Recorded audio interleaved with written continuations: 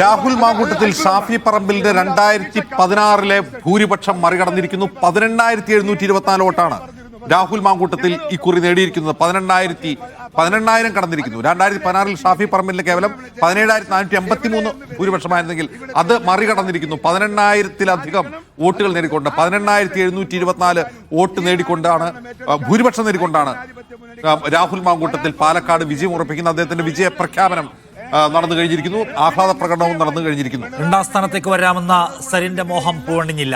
അതായത് രണ്ടാം സ്ഥാനത്തുള്ള BJP-യേക്കാൾ 2,717 വോട്ടിന്റെ പിന്നിലായി പോയിരിക്കുന്നു സരിൻ. അപ്പോൾ രണ്ടാം സ്ഥാനത്തേക്ക് വരിക സാധ്യമായില്ല. ഏതാണ്ട് 36,100ഓളം വോട്ടുകൾ അതിന്റെ ആക്ച്വൽ കണക്ക് വരണം ഇതിനകം സരിൻ നേടിയിട്ടുണ്ട്. എന്ന് വെച്ചാൽ കഴിഞ്ഞ തവണത്തെ വോട്ട് നിലനിർത്താൻ കഴിഞ്ഞു എന്ന് ഒഴിച്ചു നിർത്തിയാൽ അതിനപ്പുറത്തേക്ക് വലിയൊരു ലീപ്പുണ്ടാക്കാൻ കുതിപ്പുണ്ടാക്കാൻ ഇടതുപക്ഷത്തിന് കഴിഞ്ഞില്ല എന്നതും ശ്രദ്ധിക്കേണ്ട കാര്യമാണ്. വലിയ ഒരു തോൽവി ഉണ്ടായില്ല, വലിയൊരു വീഴ്ച, ഒരു പതനം ഉണ്ടായില്ല എന്നാണ് അതിനകത്ത് എടുത്തു പറയാനുള്ള ഒരു സംഗതി. SK സജീഷ് നമ്മോടൊപ്പം തുടരുന്നു. സജീഷ്, മൂന്നാം സ്ഥാനത്ത് തുടരുകയാണ് പാലക്കാട്. നിങ്ങൾക്ക് നിങ്ങൾ അവകാശപ്പെട്ടതുപോലെ ഒരു മുന്നേറ്റം ഉണ്ടാക്കാൻ പറ്റിയില്ല. അല്ല, ഈ തെരഞ്ഞെടുപ്പിനെ സംബന്ധിച്ചിടത്തോളം ഞാൻ നേരത്തെയും സൂചിപ്പിച്ച കാര്യമാണ്. ഇടതുപക്ഷ ജനാധിപത്യ മുന്നണിക്ക് പാലക്കാട് മണ്ഡലത്തിൽ വോട്ട് ഷെയർ വർദ്ധിപ്പിക്കാൻ വേണ്ടി കഴിഞ്ഞിട്ടുണ്ട്. കൂടുതൽ ജനങ്ങൾ ഇടതുപക്ഷ ജനാധിപത്യ മുന്നണിക്ക് വോട്ട് ചെയ്യാൻ സന്നദ്ധരായി മുന്നോട്ട് വരുന്ന സാഹചര്യം ഉണ്ടായിട്ടുണ്ട്. പക്ഷേ ആ തെരഞ്ഞെടുപ്പിനെ പാലക്കാട് ഇപ്പോൾ നടന്ന ഉപതെരഞ്ഞെടുപ്പുകളെയെല്ലാം പല രീതിയിലും വർഗീയവൽക്കരിച്ച് ഉപയോഗപ്പെടുത്താൻ UDF ശ്രമിച്ചിട്ടുണ്ട്. ഇപ്പം പാലക്കാട് പോലും SDPI ഇപ്പോൾ ആഹ്ലാദ പ്രകടനം നടത്തിക്കൊണ്ടിരിക്കുകയാണ്. ഇനിയെങ്കിലും അവരെ അങ്ങ് ഘടകകക്ഷിയാക്കി കൂട്ടുന്നതായിരിക്കും നന്നാവുക. അപ്പോൾ ഈ രീതിയിലുള്ള വർഗീയപരമായ വിഭജനം സൃഷ്ടിക്കുകയും അതോടൊപ്പം തന്നെ മറ്റൊരു വശത്ത്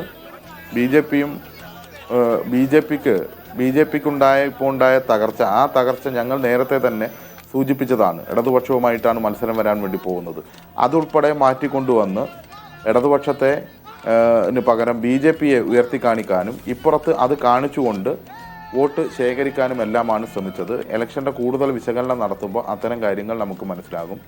പക്ഷേ ഈ തെരഞ്ഞെടുപ്പിനെ സംബന്ധിച്ചിടത്തോളം ഞങ്ങൾക്ക് ഇടതുപക്ഷ ജനാധിപത്യ മുന്നണിക്ക് 2016-ലും 2021-ലും ജനങ്ങൾ എങ്ങനെയാണോ കൂടെ നിന്നത് അതുപോലെ തന്നെ കൂടെ നിന്നിരിക്കുന്നു എന്നതിൻ്റെ ഉദാഹരണമായി ഈ തെരഞ്ഞെടുപ്പിൻ്റെ റിസൾട്ട് കുറച്ചുകൂടി വോട്ടും ജനങ്ങളുടെ സ്വീകാര്യതയും എല്ലാം വർദ്ധിച്ച് ഭരണത്തിന് എതിരായ ഒരു വികാരവുമില്ലാതെ ഈ ഭരണം മുന്നോട്ട് പോകേണ്ടതുണ്ട്. അതോടൊപ്പം തന്നെ ഈ ഭരണത്തെ തകർക്കാൻ വേണ്ടി ശ്രമിക്കുന്ന ശക്തികൾ കേന്ദ്ര സർക്കാർ ഉൾപ്പെടെ ഉപരോധിക്കുന്ന സാമ്പത്തിക ഉപരോഗം ഉൾപ്പെടെ മുന്നോട്ട് കൊണ്ടുപോകുമ്പോൾ അതിനെയെല്ലാം ഒരുമിച്ച് ചെറുക്കേണ്ടതുണ്ട് എന്നൊരു സന്ദേശമെല്ലാമാണ് ഈ തെരഞ്ഞെടുപ്പിൽ ആത്യന്തികമായി വരുന്നത്. അത് നമുക്ക് അവസാന വോട്ടിൻ്റെയും എല്ലാം കണക്കുകൾ പരിശോധിക്കുമ്പോൾ മനസ്സിലാകും.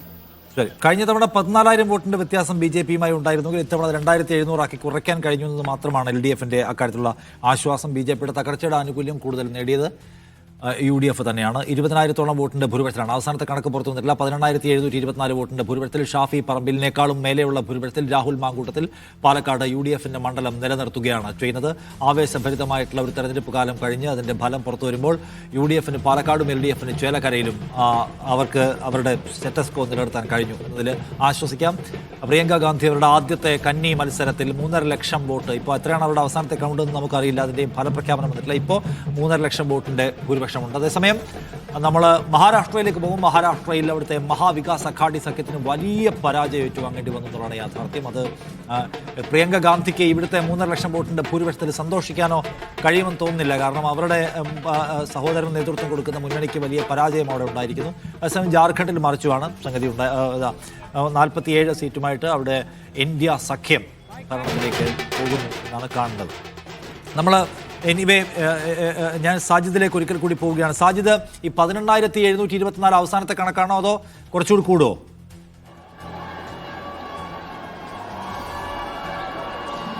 അല്പം കൂടി കൂടാനുള്ള സാധ്യതയുണ്ട്. അതായത് ഏറ്റവും അവസാനം വരുന്ന കണക്ക് പ്രകാരം ഉള്ളതാണ്. അതിൽ പോസ്റ്റ് ലോട്ടുകൾ കൂടി എണ്ണണം.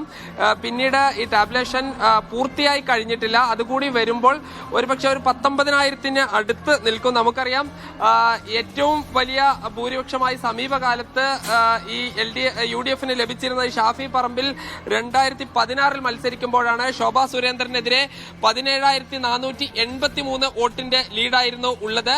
അത് രാഹുൽ മാങ്കൂട്ടത്തിൽ മറികടന്നിരിക്കുന്നു എന്നുള്ളതാണ്.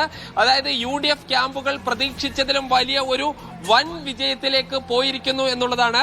അവസാന റൗണ്ടിൽ ഈ LDF വലിയ പ്രതീക്ഷ വെച്ചിരുന്ന കണ്ണാടിയിൽ അതിനനുസരിച്ചുള്ള മുന്നേറ്റം ഉണ്ടാക്കാൻ കഴിഞ്ഞില്ല. അവിടെയും UDF വലിയ മുന്നേറ്റം ഉണ്ടാക്കി എന്നുള്ളതാണ്.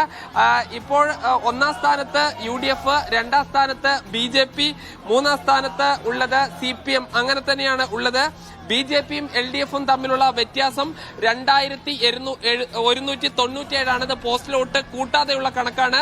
അത് പോസ്റ്റൽ വോട്ട് BJPക്കാണ് കുറച്ചുകൂടി ഉള്ളത്. അങ്ങനെ വരുമ്പോൾ അവർ തമ്മിൽ ഏതാണ്ട് ഒരു 2300 വോട്ടിന്റെ വ്യത്യാസമാണ് രണ്ടാം സ്ഥാനവും മൂന്നാം സ്ഥാനവും തമ്മിൽ ഉള്ളത്. രാഹുൽ മാങ്കൂട്ടത്തിൽ ഒരു ചരിത്ര വിജയം പാലക്കാട്ട് നിന്ന് നേടിയിരിക്കുന്നു എന്ന് തന്നെ നമുക്ക് പറയാം. UDFന്റെ കേന്ദ്രങ്ങളിൽ ഒരു തരത്തിലുള്ള വോട്ട് ചോർച്ച ഉണ്ടായില്ലെന്ന് മാത്രമല്ല, BJPയുടെ കോട്ടകൊത്തളങ്ങളിൽ നിന്ന് വരെ വോട്ട് വാങ്ങിക്കൂട്ടിയാണ് രാഹുൽ മാങ്കൂട്ടത്തിൽ വൻ വിജയം നേടിയിരിക്കുന്നത്. ഈ 18,000-ലധികം വോട്ടിന്റെ ഭൂരിപക്ഷത്തിലാണ് രാഹുൽ മാങ്കൂട്ടത്തിൽ ഇപ്പോൾ പാലക്കാട് നിന്നും നിയമസഭയിലേക്ക് എത്തുന്നത്. ഏതായാലും ഷാഫി പറമ്പലിനേക്കാൾ ഭൂരിപക്ഷത്തിൽ ജയിക്കും എന്ന പ്രഖ്യാപനം, UDFന്റെ പ്രഖ്യാപനം യാഥാർത്ഥ്യമായിരിക്കുന്നു. അത് ഏത് ഭൂരിപക്ഷമാണ് എന്ന് ചോദിക്കുമ്പോൾ 2016 ഭൂരിപക്ഷത്തിൽ കൂടുതൽ ഭൂരിപക്ഷം ലഭിച്ചിരിക്കുന്നു. വളരെ നന്ദി ശ്രീ SK സജീഷ്, ശ്രീ KP നൌഷാദ് അലി, ശ്രീ ഷാബു പ്രസാദ് ഇത്രയും സംസാരിച്ചതിന്. പാലക്കാട്ടെ വിജയം ഉജ്ജ്വലമായ വിജയമായി തന്നെ UDF രേഖപ്പെടുത്തും. പക്ഷേ ചേലക്കരയിലെ തോൽവി അവർ പഠിക്കുകയും ചെയ്യേണ്ടി വരും. പാലക്കാട് എന്തായാലും വലിയൊരു വിജയം ഉണ്ടാക്കാൻ രാഹുൽ മാങ്കൂട്ടത്തിന് കഴിഞ്ഞിരിക്കുന്നു എന്നത് UDFനെ സംബന്ധിച്ച് സമാശ്വാസകരമാണ്, ആഹ്ലാദദായകമാണ്. രാഹുൽ മാങ്കൂട്ടത്തിനെ തോൽപ്പിക്കണമെന്ന വലിയ വാശി LDFനുണ്ടായിരുന്നുവെങ്കിൽ, രാഹുൽ മാങ്കൂട്ടത്തിന് പ്രഹരം കൊടുക്കണമെന്ന വാശി LDFനുണ്ടായിരുന്നുവെങ്കിൽ അത് കഴിഞ്ഞില്ല എന്ന് മാത്രമല്ല, രാഹുൽ മാങ്കൂട്ടത്തിൽ തിളക്കമുള്ള വിജയം പാലക്കാട് നേടുകയും ചെയ്തിരിക്കുന്നു. ആദ്യത്തെ തെരഞ്ഞെടുപ്പിൽ പാലക്കാട്ടെ ത്രികോണ പോരാട്ടത്തിനിടയിൽ നിന്ന് വലിയ വിജയം നേടാൻ രാഹുൽ മാങ്കൂട്ടത്തിന് കഴിഞ്ഞു എന്നത് അയാളുടെ പൊളിറ്റിക്കൽ കരിയറിലെ ഒരു പ്രധാനപ്പെട്ട സ്റ്റെപ്പായിരിക്കും എന്ന കാര്യത്തിൽ തർക്കമില്ല. K. സുധാകരൻ നേരത്തെ പറഞ്ഞ പോലെ രാഹുലിന്റെ രാഷ്ട്രീയ വളർച്ചയിലെ കരിയറിലെ ഒരു പ്രധാനപ്പെട്ട സംഭവമാണിത്. അദ്ദേഹത്തിന് വലിയ ഭാവി ഉണ്ടാവട്ടെ എന്ന് ആശംസിക്കുന്നു എന്നാണ്. പാലക്കാട് ഷാഫിക്കും മേലെ ഭൂരിപക്ഷം എടുക്കാൻ, അതും BJPയെ തകർത്തുകൊണ്ട്, BJPയെ ദുർബലമാക്കിക്കൊണ്ട്, നഗരസഭാ പരിധിയിൽ പോലും BJPയുടെ അടിയളക്കിക്കൊണ്ടാണ് രാഹുൽ മാങ്കൂട്ടത്തിൽ വിജയിക്കുന്നത് എന്ന് പറയുമ്പോൾ മതേതര രാഷ്ട്രീയത്തിന്റെ കൊടിക്കൂറ താൻ എടുത്തു പിടിച്ചിരിക്കുന്നു എന്ന് രാഷ്ട്രീയമായി അവകാശപ്പെടാൻ കഴിയും രാഹുൽ മാങ്കൂട്ടത്തിന് എന്ന സവിശേഷതയുണ്ട്. അതേസമയം നോക്കൂ, അപ്പുറത്ത് രമ്യ ഹരിദാസിന് ഒരു ഇളക്കവും ഉണ്ടാക്കാൻ കഴിഞ്ഞില്ല ചേലക്കരയിൽ എന്നാണ് കാണേണ്ട കാര്യം. രമ്യ ഹരിദാസിന്റെ സ്ഥാനാർത്ഥിത്വം പോലും പരാജയപ്പെട്ടു പോയി എന്ന് സൂചനയുള്ള വാചകം K. മുരളീധരനെ പോലെയുള്ള ഒരു മുതിർന്ന നേതാവ് അല്പസമയം മുമ്പ് പങ്കുവെക്കുകയും ചെയ്തു. എന്നാലും BJPയുടെ വലിയ തകർച്ചയാണ് പാലക്കാട് കാണുന്നത് എന്ന് എടുത്തു പറയണം. BJPയെ സമ്പൂർണ്ണമായും തകർത്തുകൊണ്ടാണ് രാഹുൽ മാങ്കൂട്ടത്തിൽ അദ്ദേഹത്തിന്റെ ഇലക്ട്രൽ വിക്ടറിക്ക് തുടക്കം കുറിക്കുന്നത്. 18,724 വോട്ടുകൾ എന്ന് പറയുന്ന അഭിമാനകരമായ തിളക്കമുള്ള പടുകൂറ്റൻ വിജയമായിട്ട് തന്നെ ഈ ത്രികോണ പോരാട്ടത്തിൽ എടുത്തു പറയേണ്ടതാണ്. 3,500 വോട്ടിന് മാത്രം വിജയിച്ച ഷാഫി പറമ്പലിനേക്കാൾ, തന്റെ രാഷ്ട്രീയ ഗുരുവായ ഷാഫി പറമ്പലിനേക്കാൾ 3 ഇരട്ടിയിലധികം വോട്ട് നേടിക്കൊണ്ട് വിജയിക്കുന്നു എന്നത് രാഹുലിനെ സംബന്ധിച്ച് വലിയ നേട്ടമാണ്. പാലക്കാട് നിലനിർത്താൻ UDFന് കഴിഞ്ഞു. നേരത്തെയും കഴിഞ്ഞ LDF തരംഗം ഉണ്ടായിരുന്ന സമയത്തും പാലക്കാട് എന്ന് പറയുന്നത് നമുക്കറിയാം UDFനൊപ്പം നിന്നാണ്. അത് നിലനിർത്താൻ കഴിഞ്ഞു.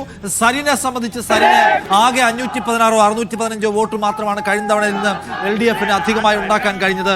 വോട്ട് വർദ്ധിപ്പിക്കുന്നതിൽ വലിയ ഒരു ഫാക്ടറായി പ്രവർത്തിക്കാൻ സരിന്റെ സ്ഥാനാർത്ഥിത്വത്തിന് കഴിഞ്ഞില്ല എന്നതാണ് ഒരു കാര്യം. സരിന് എത്രയാണ് കൂട്ടാൻ കഴിഞ്ഞത്? ആകെ കൂട്ടാൻ കഴിഞ്ഞത് 613 വോട്ടാണ്.